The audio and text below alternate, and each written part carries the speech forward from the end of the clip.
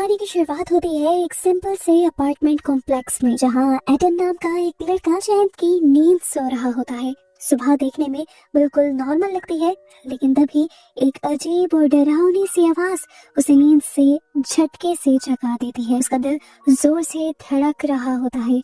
समझ नहीं आता कि ये आवाज कहाँ से आई। वो बिस्तर से उठता है और दबे हुए दरवाजे के सुराख से बाहर झांकता है, पर हॉलवे बिल्कुल खाली होता है। दिल में एक अजीब सा डर लिए वो टीवी ऑन करता है, जहाँ पर अब कोई प्रोग्राम स्क्रीन पर नहीं आ रहा था, बस चल रही थी तो एक इमरजेंसी वार्निंग कि सब अपने घर पर रहे, कोई भी बाहर न निकले। वो हैरान भी होता है और थोड़ा डर भी जाता है। अभी वो ये सोच ही रहा होता है कि बाहर से लोगों की जोर जोर से चीखने की आवाजें आने लगती हैं। एडन भागकर बालकनी में जाता है। नीचे का मंजर देखकर उसके पैरों तले जमीन खिसक जाती है। लोग इधर उधर पागलों की तरह भाग रहे थे। हर तरफ चीखों पुकार मची हुई थी। सब कुछ तहस नहस हो गया था।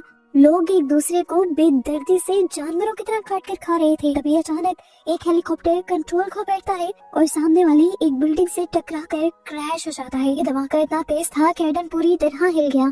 फिर वो नीचे सड़क पर देखता है, जहाँ भीड़ में एक छोटी बच्ची थी। उसे लगा कि वो भटक गई होगी, लेकिन अगले ही पल वो बच्ची भयानक तरीके से अपने पास पड़े एक आदमी को जानवरों की तरह काटने लग जाती है और उस पर हमला कर देती है। ये देखकर एडन डर जाता है और समझ जाता है कि अब ये जो लोग उसे नजर आ रहे हैं, ये इंसान नहीं रहे बल्कि ज़ॉम्बीज़ बन चुके हैं। डर के मारे एडन वापस अंदर भागता है और बालकनी लॉक कर देता है। वो जानता था कि ये वायरस तेजी से फैलता है, कहीं ये वायरस उसे भी शिकार न बना ले। अब वो डर रहा था, उसके सांस फूले हुए थे। वो भी अपने आप को नॉर्मल ही कर रहा था कि तभी उसके मेन डोर पर जोर जोर से नॉक होने लगी। एडन डरते डरते सामने गया तो वहाँ पर उसका नेबर था। इंसानियत के नाते उसने दरवाजा खोल लिया, क्योंकि उससे पहले उसके नेबर ने उसे यकीन दिलवाया था कि मैं इन्फेक्टेड नहीं हूँ। वो आदमी बताता है कि मेरे दोस्तों ने मुझ पर हमला कर दिया था, लेकिन मैं किसी तरह बच आया। एडन जो इस टाइम उसके पीछे पीछे था, उसकी गर्दन पर वो काटने का निशान देख लेता है और समझ आता है कि ये आदमी भी कुछ देर में वही ज़ॉम्बी बनने वाला है। एडन अभी सोच में ही था कि वो क्या करे कि वहाँ आदमी की आंखें सफेद पड़ने लगी। एडन ने अपनी सेफ्टी के लिए एक चाकू उठा लिया और जैसे ही वो आदमी बाथरूम से बाहर निकला तो वायरस ने उसकी बॉडी पर असर दिखाना शुरू कर दिया। आंखें उसकी पहले ही सफेद पड़ चुकी थी, अब उसकी पूरी बॉडी अजीबोगरीब तरीके से मुड़ने लग जाती है। मुंह से उसके खून आता है और वो भी एक ज़ॉम्बी में बदल जाता है। एडन चिल्लाता है कि मेरे घर से निकल जाओ, लेकिन वो आदमी अब उसी की तरफ बढ़ रहा था। अपने आप को बचाने के लिए एडन कोई चीज उठाकर उस पर मार देता है और उसे धकेलते हुए अपने घर के दरवाजे से बाहर फेंकते हुए अपने घर का दरवाजा बंद कर देता है। दरवाजे के होल से उसने देखा था कि जैसे ही उसने अपने नेबर को बाहर गिराया था, बाहर खड़े हुए सारे ज़ॉम्बीज़ भूखे शेरों की तरह उस पर टूट पड़े थे। कांपते हुए हाथों से एडन दरवाजा लॉक करता है और हैवी फर्नीचर दरवाजे के आगे लगा देता है। वो डर भी रहा था और उसे ये भी एहसास था कि वो अपने इस फ्लैट में पूरी तरह अकेला है। मैसेजेस चेक करने पर उसे अपने पेरेंट्स के टेक्स्ट मिलते हैं।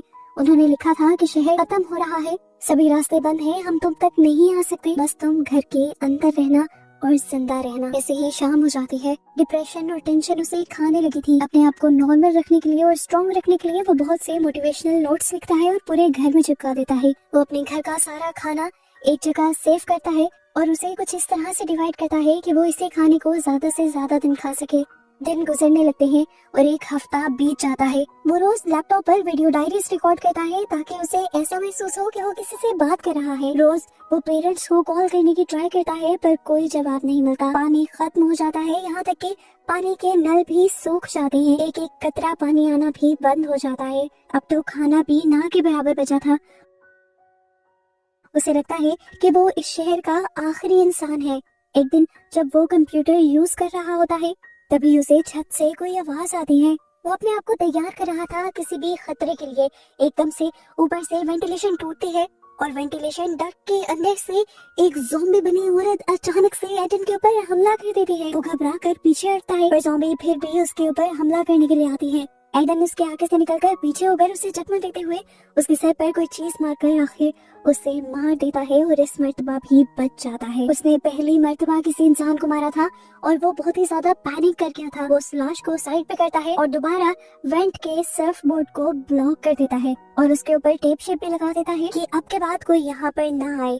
मुश्किलें दिन ब दिन बढ़ती जा रही थी और वो और भी ज्यादा डिप्रेस होता जा रहा था। एक दिन अचानक उसका फोन बजता है और इस टाइम उसकी मॉम का एक वॉइस मेल आया था। उसके दिल में भी एक उम्मीद झांकी। फाइनली उसकी मॉम ने उसे मैसेज कर दिया था। वो मैसेज सुनता है, उसकी मॉम उसे बताती है कि ये ज़ॉम्बी बने लोग उनके शहर के पास आ गए हैं और अब पता नहीं वो कभी जिंदगी में मिल भी पाएंगे या नहीं। उनकी ये बातें सुनकर वो उदास ही हो रहा था कि अगले ही पल मैसेज में अजीब सा शोर सुनाई दिया। ये शोर ऐसा था कि इंसानों का नहीं लग रहा था, साफ जाहिर था कि ज़ॉम्बीज़ उसके मॉम डैड पर हमला कर चुके हैं। इसके बाद आखिर में वो अपने मॉम डैड की मरती हुई चीखें सुन पाता है और ऐसे लाइन कट हो जाती है। एडन के लिए इस पूरे पीरियड का ये सबसे मुश्किल लम्हा था। इतने दिन उसने अपने मॉम डैड की कॉल का इंतजार किया और जब कॉल या मैसेज आया भी तो उनके मरने का। एडन वही जमीन पर गिर गया। अब तो उसकी जीने की उम्मीद भी टूट गई थी। उसकी फैमिली भी नहीं रही थी, इसीलिए उसने भी सुसाइड करने का फैसला किया। उसने कैमरा ऑन किया और उसने अपनी शक्ल देखी जो बिल्कुल सूख चुकी थी। उसने अब वीडियो रिकॉर्ड करना शुरू की और कहा, मैंने बहुत कोशिश की लेकिन अब मेरे अंदर हिम्मत नहीं बची। पहले पानी खत्म हुआ था, फिर खाना खत्म होने वाला है, बिजली भी चली गई है और भूख प्यास से तड़प तड़प कर मरने से अच्छा है कि मैं एक ही मरतबा खुदकुशी कर लूं। ये कहकर वो वीडियो बंद करता है और रस्सी का फंदा बनाते हुए वो कुर्सी पर चढ़ जाता है। लेकिन इससे पहले कि वो अपनी जान लेता, उसकी नजर सामने वाली खिड़की पर पड़ती है जहाँ सामने वाली बिल्डिंग में एक और लड़की थी, एक जिंदा इंसान जो कि ज़ॉम्बी नहीं थी। और एडन को उसे देखकर ऐसा लग रहा था कि जैसे उसे नई जिंदगी मिल गई हो। उसी टाइम एडन ने सुसाइड का फैसला छोड़ दिया और वो नीचे उतर आया। जल्दी जल्दी में नीचे उतरने के चक्कर में उसका गला भी घुटने वाला था। खांसते हुए वो खिड़की पर भागता है। वो लड़की भी उसे देख लेती है। पहले तो उस लड़की को लगा कि शायद एडन भी एक ज़ॉम्बी है, इसीलिए उसने अपनी खिड़की का पर्दा गिरा लिया। लेकिन एडन को तो यही उम्मीद नजर आ रही थी। एडन ने भी अगले दिन तक खिड़की के सामने बैठकर उस लड़की के खिड़की के पास आने का इंतजार किया और जैसे ही वो लड़की खिड़की के पास आई तो एडन ने पेपर पर हाय लिखकर दिखाया। उस लड़की को भी समझ आ गई कि एडन ज़ॉम्बी नहीं है। उस लड़की की भी अब वही फीलिंग थी जो एडन की थी। वो लड़की भी पूरी एक्साइटमेंट से हाय करती है और यहाँ ये दोनों ही 42 दिनों के बाद एक दूसरे को देखकर मुस्कुराते हैं। एक दो दिन तो ये पेपर पर लिख लिख कर बातें करते हैं। लड़की का नाम ईवा पता चलता है। ईवा एडन से पूछती है कि क्या तुम्हारे पास कुछ खाना है। एडन बताता है खाना तो नहीं है पर पानी है। ऐसे ही कुछ दिन और गुजर जाते हैं और एक दिन तेज बारिश होती है। एडन की खुशी का ठिकाना नहीं था क्योंकि पानी का एक सोर्स मिल गया था। घर के सारे बर्तन बालकनी में रखकर वो पानी जमा कर लेता है और हफ्तों बाद नहाता भी है। उसे पता था कि ईवा के पास भी पानी खत्म हो गया है, इसीलिए वो ईवा तक पानी पहुंचाना चाहता था, लेकिन घर से बाहर वो निकल नहीं सकता था। बहुत सोचने के बाद उसने एक आइडिया लगाया और घर के सारे कपड़े बांधकर एक रस्सी बनाई। उस रस्सी की बॉल बनाते हुए उसने ईवा तक फेंक दी। ईवा ने जैसे ही वो बॉल पकड़ी तो उस रस्सी के जरिए एडन ने ईवा के पास पानी की बोतल पहुंचाई। लेकिन जैसे ही वो पानी की बोतल बालकनी की रेलिंग से टकराई तो वहाँ पर बहुत ज्यादा शोर हो गया और शोर से अट्रैक्ट हो गए ज़ॉम्बीज़। रस्सी और रस्सी के पीछे एक जिंदा इंसान को देखकर ये ज़ॉम्बी ईवा वाली बिल्डिंग के ऊपर चढ़ना शुरू हो जाते हैं और एडन भी ये सब देख लेता है। ईवा को बचाने के लिए एडन एक बोतल ज़ॉम्बी के ऊपर फेंकता है ताकि वो उसका ध्यान भटका सके और इस काम में वो कामयाब भी हो जाता है। ज़ॉम्बी का ध्यान अब एडन की तरफ आ गया था और वो अब एडन वाली बिल्डिंग के ऊपर चढ़ने लगा। एडन भी ऊपर से बेसबॉल लेकर तैयार हो गया और जैसे ही वो ज़ॉम्बी उसके करीब आने वाला था एडन ने जोर से वो बेसबॉल उसके सर पे दे मारी और ज़ॉम्बीज़ इस तरह नीचे गिरकर मारा गया। फाइनली ज़ॉम्बी से तो बच गए थे, लेकिन मसला तो वही था कि अब भूखे और प्यासे थे ये दोनों। एडन को पता था कि खाना ना मिला तो भी मर जाएगा और अगर उसने खाना ढूंढने के लिए थोड़ा सा रिस्क ले लिया तो कुछ % उम्मीद है उसके बच जाने की। ये सोचते हुए फाइनली वो कोई 45 दिनों के बाद घर से बाहर निकलता है और आसपास देखता है तो कोई ज़ॉम्बी नहीं था। उसे अपने नेबर की लाश वहीं जमीन पर पड़ी मिलती है। जल्दी से वो उसकी पॉकेट टटोलते हुए उसकी चाबियां निकाल लेता है ताकि वो उसके घर से कुछ खाना चुरा सके। लेकिन इतने में ही यहाँ पर ज़ॉम्बीज़ का एक झुंड आने लगा। एडन ने देखा कि उसके पास इतना टाइम नहीं था कि वो अपने अपार्टमेंट में वापस जा सके। ज़ॉम्बीज़ से बचने के लिए वो वहीं उसी लाश के साथ लेट गया और उसने दूसरी लाश को अपने ऊपर कर दिया और खुद भी मरने का नाटक करने लगा। पुरानी लाश की स्मेल की वजह से ज़ॉम्बीज़ को लगा कि एडन भी मरा हुआ है, इसीलिए वो एडन को इग्नोर कर आगे बढ़ गए और ऐसे फाइनली उसकी जान बच गई। ज़ॉम्बीज़ के चले जाने के बाद वो उठकर अब अपने नेबर के घर चला गया था। उसने जाकर देखा कि बेड पर एक लाश थी। उसने ये देखने की जहमत भी नहीं की कि क्या वो लाश कोई ज़ॉम्बी तो नहीं, और वो किचन में चला गया। किचन का सामान देखकर तो उसकी खुशी का ठिकाना नहीं रहा था। उसके लिए तो वहाँ पर खजाना था, बहुत सारा कैन फूड, पानी और सब कुछ। वो जल्दी जल्दी बैग्स भरने लगता है और अचानक से अंधेरे में से कोई उसके ऊपर हमला कर देता है, जिसे वो एक लाश समझ रहा था, वो असल में एक ज़ॉम्बी ही था। अपने आप को बचाने के लिए एडन पास पड़ा एक लैंप उठाता है और उसके सर पर दे मारता है, पर ये ज़ॉम्बी इस तरह तो मरने वाला नहीं था। वो दोबारा एडन पर हमला करता है और एडन नीचे होकर अपने आप को बचा लेता है, और इस मर्तबा उसे आखिरी हमले में हर हाल में ज़ॉम्बी को मारना था, नहीं तो खुद भी इन्फेक्टेड होने के उसके चांसेस बढ़ जाते। इसने यहीं से एक आइस तोड़ने वाली एक्स उठाई और जोर से ज़ॉम्बी को मारी, जिसकी वजह से फाइनली ये ज़ॉम्बी मर गया और आखिरकार एडन सारी चीजें लेकर फाइनली अपने घर लौट आया। घर आने के बाद उसे एहसास हुआ कि ज़ॉम्बी ने 2 से 3 मरतबा उस पर हमला किया था। क्या उसके जिस्म पर कोई चोट का या काटने का निशान तो नहीं था?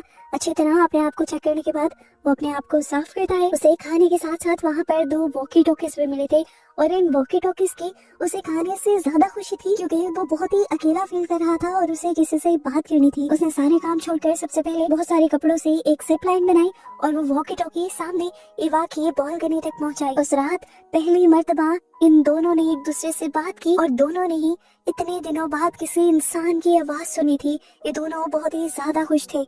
अब एडन के ऊपर एक जिम्मेदारी आ गई थी। उसने फैसला किया था कि वो अपने साथ साथ एवा के लिए भी खाना जमा करेगा, जिन्हें वो जिप लाइन के जरिए एवा तक पहुंचा दिया करता था। उसे आज एक नया रास्ता मिला था। उसके जहन में आया था कि क्यों ना वो अपने बाथरूम की वेंटिलेशन डक्ट के जरिए एक दूसरे अपार्टमेंट में चला जाए। ये सोचते हुए वो दूसरे अपार्टमेंट में जाता है और ये देखकर उसे बहुत ज्यादा खुशी होती है कि यहाँ पर भी बहुत सारा खाना था। वो वॉकी टॉकी से एवा को ये बात बताता है तो एवा भी खुश हो जाती है, लेकिन उसे कहती है कि तुम्हें यहाँ नहीं आना चाहिए था। अगर यहाँ कोई ज़ॉम्बी होता तो। ये लोग अभी बात ही कर रहे थे कि एकदम से एडन के पीछे कोई आकर खड़ा हो गया। ये एक ओल्ड मैन था। इस ओल्ड मैन को देखकर एडन के होश उड़ गए, लेकिन एडन समझ गया कि ये ओल्ड मैन ज़ॉम्बी नहीं है। ओल्ड मैन उससे पूछता है, तुम यहाँ पर क्या कर रहे हो और कहाँ से आए हो? एडन बता देता है कि मैं वेंटिलेशन डक्ट के जरिए आया हूँ और मुझे सिर्फ खाना चाहिए। वो ओल्ड मैन अच्छा था, उसने एडन को बिठा कर अच्छा खाना खिलाया और पानी भी दिया और साथ घर ले जाने के लिए सामान भी दिया। और एडन जैसे ही वो सारा सामान लेकर अब घर की तरफ जाने वाला था तो एकदम से उस बूढ़े आदमी ने पीछे से एडन के ऊपर हमला कर दिया। उसे जब होश आया तो वो एक कमरे में था बेड के सामने, और उसके सामने एक खूंखार ज़ॉम्बी बनी औरत थी जो उस पर हमला कर उसे खाना चाह रही थी, और ओल्ड मैन सामने बैठकर ये सारा तमाशा देख रहा था। एडन उससे पूछता है, आखिर क्यों किया आपने ये? ओल्ड मैन बताता है, ये मेरी वाइफ है, मैं बहुत प्यार करता हूँ इससे, इसे मार नहीं सकता। क्या करूँ अगर ये ज़ॉम्बी बन गई है? छोड़ तो नहीं सकता ना, इसीलिए मैं इंसानों को ला लाकर इसे देता हूँ ताकि ये खा ले। ये सुनकर एडन गुस्से से पागल हो जाता है, अपने आप को बचाने के लिए अपनी रस्सी तोड़ता है और यहाँ ओल्ड मैन उसे रोकने की कोशिश में लग जाता है। एडन अपने आप को बचाने के लिए ओल्ड मैन को ही उठाकर बेड पे पटक देता है और उसकी वाइफ उसी को खा जाती है और फाइनली एडन बच जाता है। इससे पहले कि वो अपने अपार्टमेंट की तरफ निकलता, सामने से इवा की उसे कॉल आती है और इवा से बताती है कि उसके अपार्टमेंट में ज़ॉम्बीज घुस आए हैं। उसने किसी भी हाल में अब इवा को बचाना था, इसीलिए वो इस ओल्ड मैन की बालकनी से इवा की बालकनी के ऊपर जंप करता है, पर खराब किस्मत के पाँव के बैलेंस खराब होने की वजह से वो नीचे गिर जाता है। एवा इस टाइम फौरन से वही कपड़ा एडन की तरफ फेंकती है जिससे ये लोग चीजें एक्सचेंज किया करते थे। उसी कपड़े पर लटकते हुए बिना टाइम वेस्ट किए एडन अब उसकी तरफ आ ही रहा था कि उसके पीछे एक ज़ॉम्बी पड़ गया। ज़ॉम्बी उसके पाँव पर लटका हुआ था। इस रस्सी के जरिए वो भी ऊपर आ सकता था, इसीलिए एडन इवा के अपार्टमेंट में जाने के बजाय उससे नीचे वाले ही अपार्टमेंट में उतर गया और उसने उस रस्सी को भी खोल दिया ताकि ज़ॉम्बी ऊपर ना आ सके। और अब उसने इवा से कहा कि तुम्हें ही नीचे आना होगा। इवा को डर भी लगा, लेकिन एडन के हौसला देने की वजह से उसने नीचे वाले अपार्टमेंट में एडन के ऊपर जंप कर दी। फाइनली इतने टाइम बाद ये दोनों मिल रहे थे। ये दोनों बहुत ज्यादा खुश थे। एडन इवा से कहता है कि यहाँ पर बहुत शोर हो चुका है, जल्द ही ज़ॉम्बीज़ आ जाएंगे और हमें बचने के लिए फौरन यहाँ से निकलना होगा। ये लोग बाहर बालकनी में भागते हैं तो इनका सामना बहुत सारे ज़ॉम्बी से हो जाता है। अपने आप को बचाते हुए भाग कर ये लोग एडन की बिल्डिंग में एडन के अपार्टमेंट तक पहुँचने में कामयाब तो हो जाते हैं, लेकिन एक बहुत बड़ी मुसीबत आ जाती है। इवा तो एडन के घर के अंदर चली जाती है, लेकिन एडन पर बहुत सारे ज़ॉम्बीज़ हमला कर देते हैं। एडन के पास इस टाइम एक बेसबॉल बैट था जिससे उसने इन सारे ज़ॉम्बी से मुकाबला किया, उन्हें मारा और फिर जैसे ये अपार्टमेंट के अंदर आया तो फूट फूट कर रोने लगा। इस टाइम वो खून से लथपथ था। उसने ईवा से कहा, मुझे मार दो, मैं अब जल्दी ज़ॉम्बी बन जाऊंगा, मुझे मार दो। वो बालकनी में आया और उसने अपनी शर्ट उतार दी। वो अपने आप को खत्म नहीं करने वाला था, बालकनी से जंप ही करने वाला था कि तभी ईवा ने उसे रोक दिया और कहा, एडन तुम बिल्कुल ठीक हो, तुम पर कहीं काटने का निशान नहीं है, तुम पर बस ज़ॉम्बीज़ का खून लगा है। ये दोनों जिंदा थे, सही थे, ये जान गए कि दोनों बहुत ही ज्यादा खुश हो जाते हैं। एक दूसरे को जिंदा सलामत और एक साथ देखकर ये दोनों बहुत ही ज्यादा खुश हो गए थे और दोनों में ही दोबारा से जीने की उम्मीद जागी थी। ये दोनों इससे पहले कि अपने मिलने को सेलिब्रेट कर पाते, एडन के घर के बाहर दोबारा ज़ॉम्बीज़ की आवाज आने लग जाती है। ये लोग जल्दी से दरवाजे के आगे फ्रिज रख देते हैं और दरवाजा खुलने से बचा लेते हैं और फिर एक दूसरे से वादा करते हैं कि जल्द ही वो इस ज़ॉम्बी वाली सिचुएशन से निकल जाएंगे और फिर ये जिंदगी एक साथ गुजारेंगे। ये कहकर ये दोनों एक दूसरे को हक करते हैं और इस तरह इन दोनों के मिलने पर ये मूवी यहाँ खत्म हो जाती है।